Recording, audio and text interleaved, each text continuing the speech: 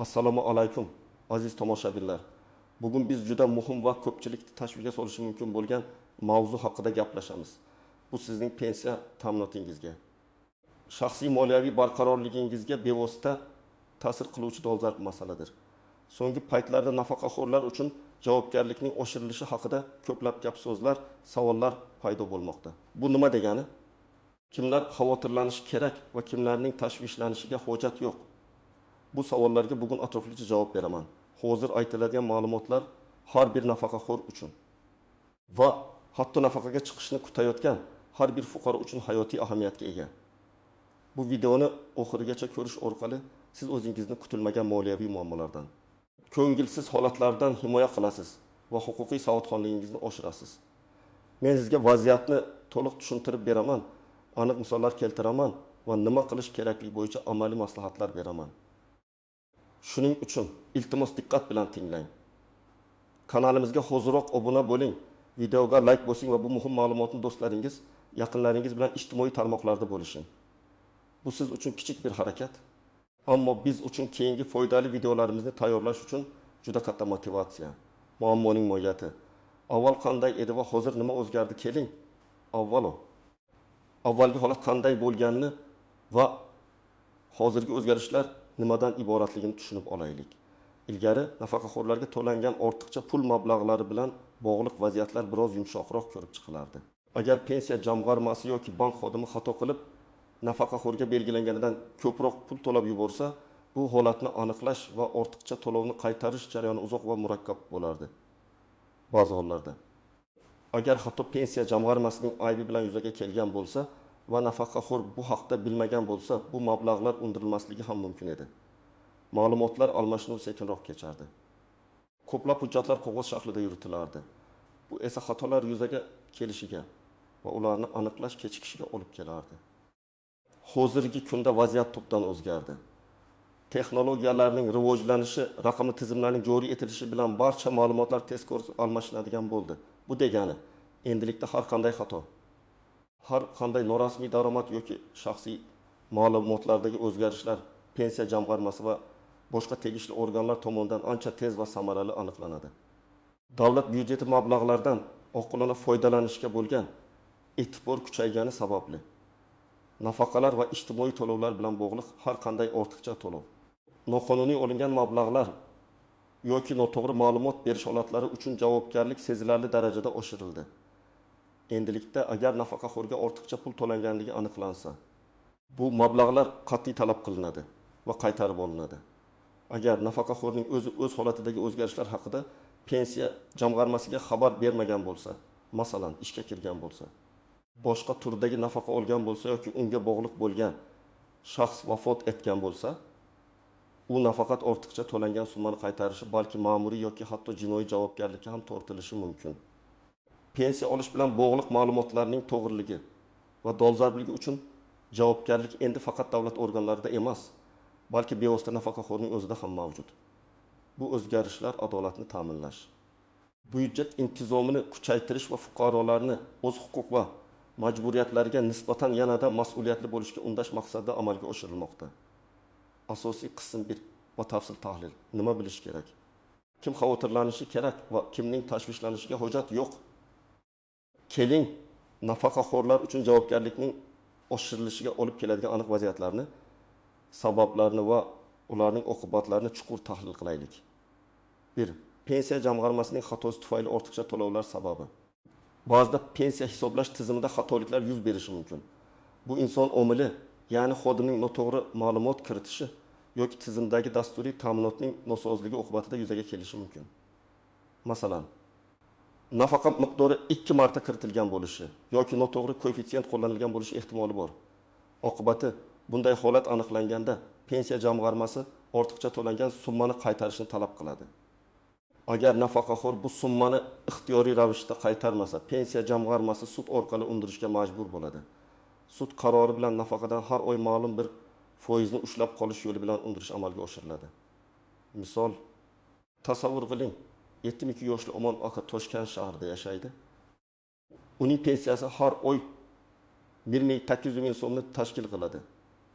O'tgan 2023 yilning mart oyidan boshlab pensiya jamg'armasidagi texnik xatolik tufayli unga har oy 20 ming so'mdan pul tushgan.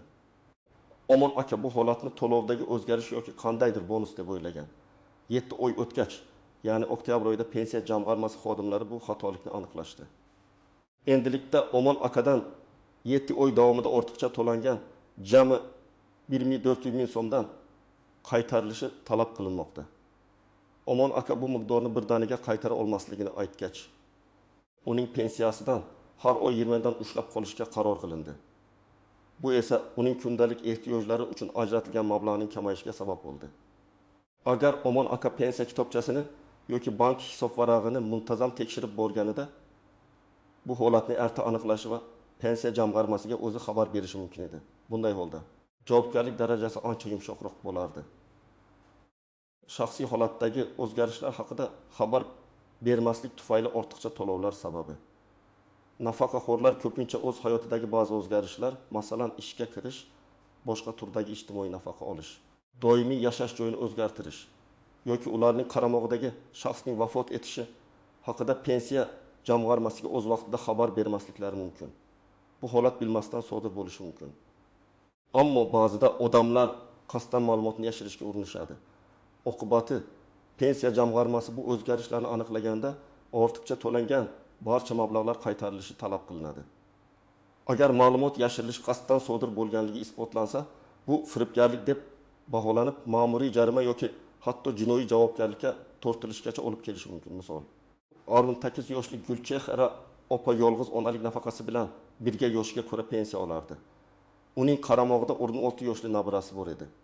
Gulchehra opa o'ziga tegishli bog'chada tarbiyachi yordamchisi bo'lib ishga kirdi. Bu uning daromadini oshirdi, lekin u bu haqda pensiya jamg'armasiga xabar bermadi. Nafaqaxo'r ishlashni boshlaganida uning pensiyasi miqdori qayta hisoblanishi yoki ayrim nafaqalari bekor qilinishi lozim edi. Gulchehra opa 8 oy davomida ishlayotganligini yashirgan va bu vaqt mobaynida ortiqcha 2.800 ming so'm, har oyiga 30 ming so'mdan miqdorida nafaqa olgan. Pensiya jamg'armasi soliq organlari bilan ma'lumotlar almashinuvi orqali bu holatni aniqladi. Endilikda Gulchehra opadan ortiqcha to'langan 2.800 ming so'm qaytarilishi talab qilinmoqda. Bundan tashqari, u ma'lumotni yashirgani uchun ma'muriy javobgarlikka ham tortilishi, ya'ni jarima to'lashi mumkin. Vafot etgan yaqinlar uchun nafaqa olishda davom etish sababi. Bu eng og'ir va jinoiy javobgarlikka olib keladigan holatlardan biridir. Ba'zi oila a'zolari nafaqaxo'r vafot etgandan keyin bu haqda tegishli organlarga xabar bermasdan uning pensiya kartasidagi pulni olishda davom etishadi. Bu qasddan qilingan harakat hisoblanadi.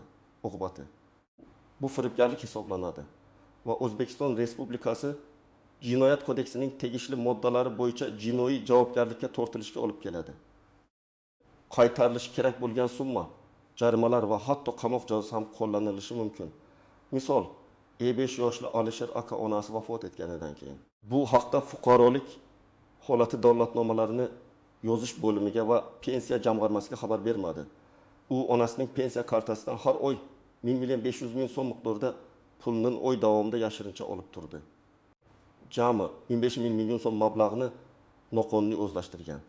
10 oydan so'ng mahalla fuqarolar yig'ini vakillari Alisher akaning onasi uzoq vaqtdan beri ko'rinmayotganini payqab, tegishli organlarga murojaat qilishdi.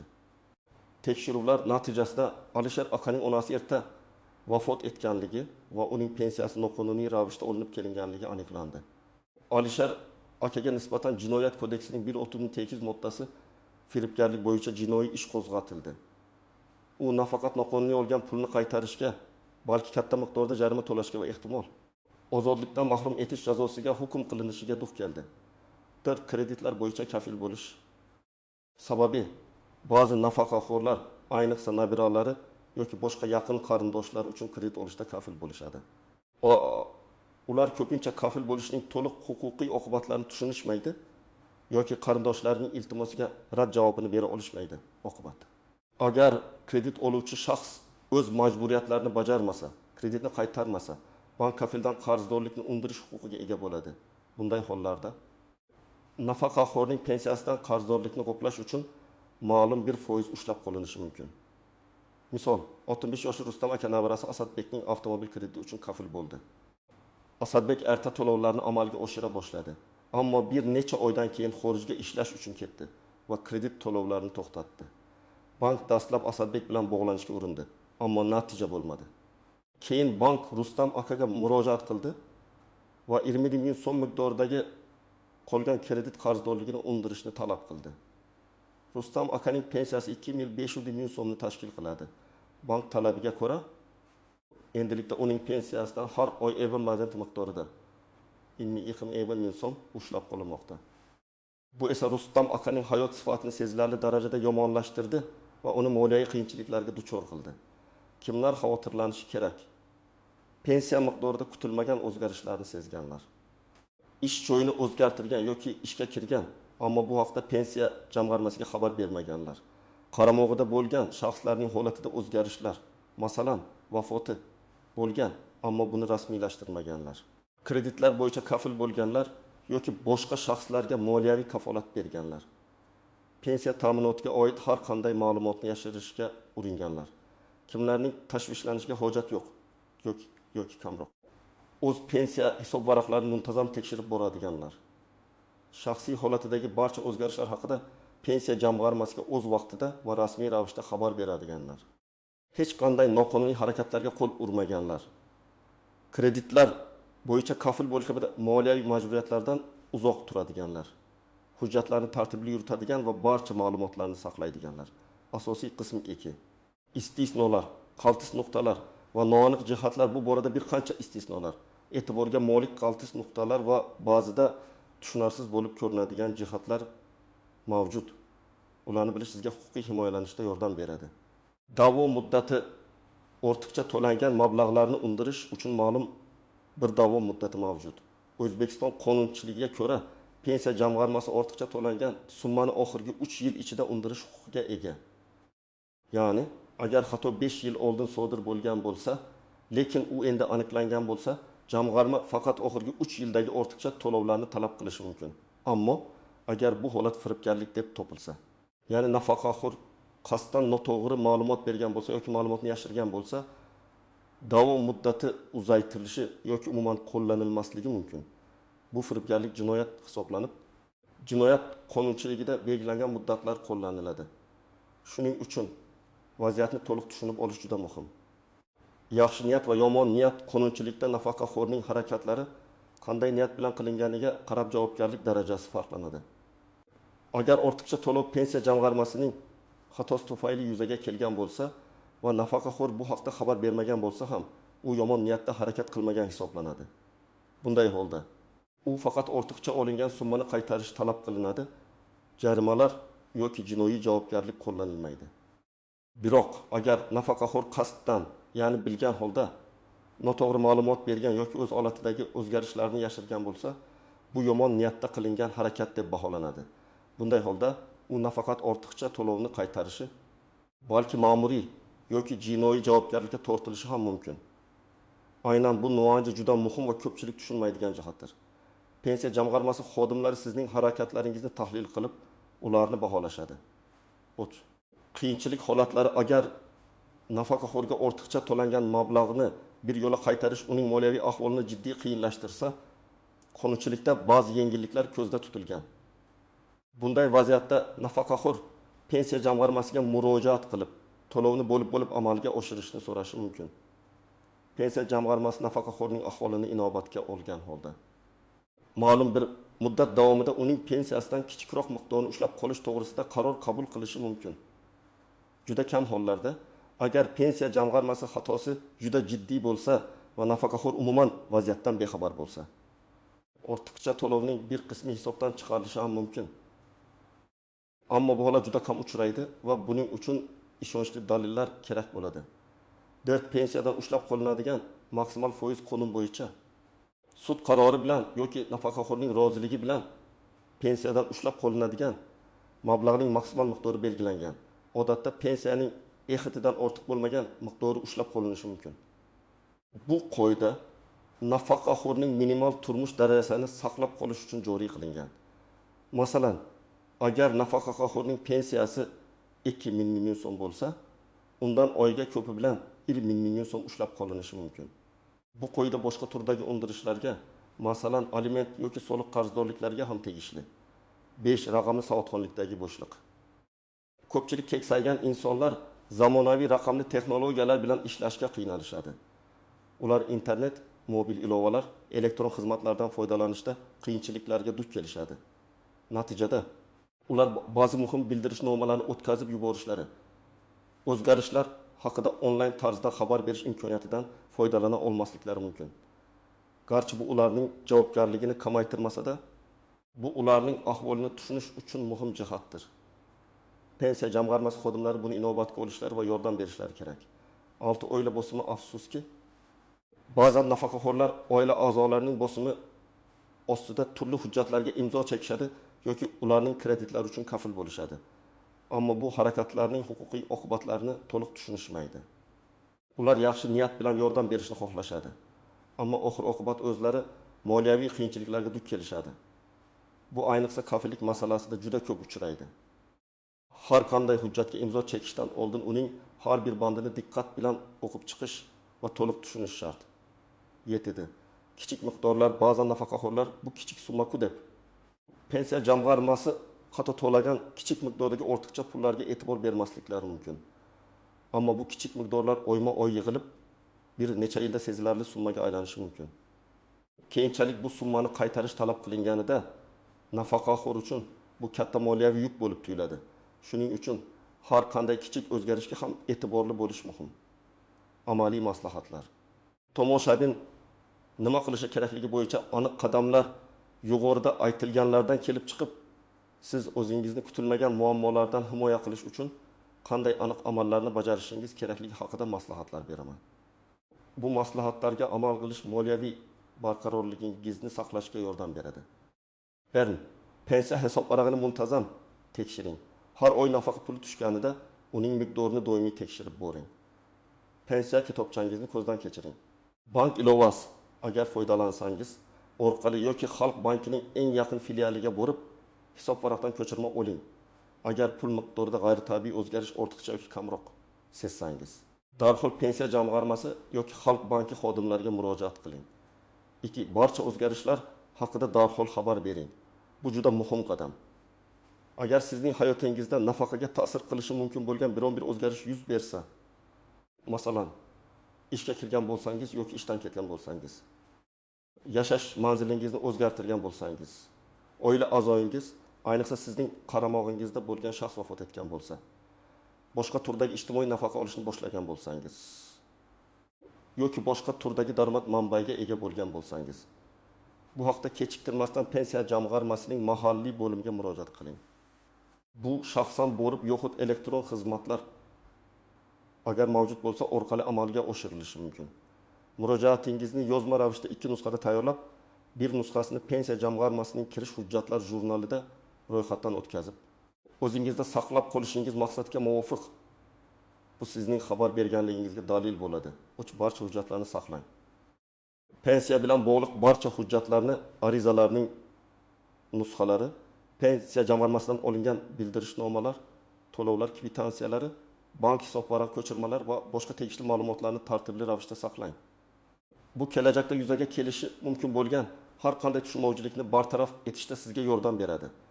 4. Har qanday hujjatni imzolashdan oldin uni tushunib oling. Ayniqsa, kreditlar bo'yicha kafil bo'lish yoki moliyaviy majburiyatlar bilan bog'liq hujjatlarni imzolashdan oldin uni diqqat bilan o'qing. Agar biron bir band tushunarsiz bo'lsa, do'stlaringizdan, oila a'zolaringizdan yoki huquqiy maslahatchidan yordam so'rang. O'z huquqlaringiz va majburiyatlaringizni to'liq anglamay turib hech qanday hujjatga imzo chekmang.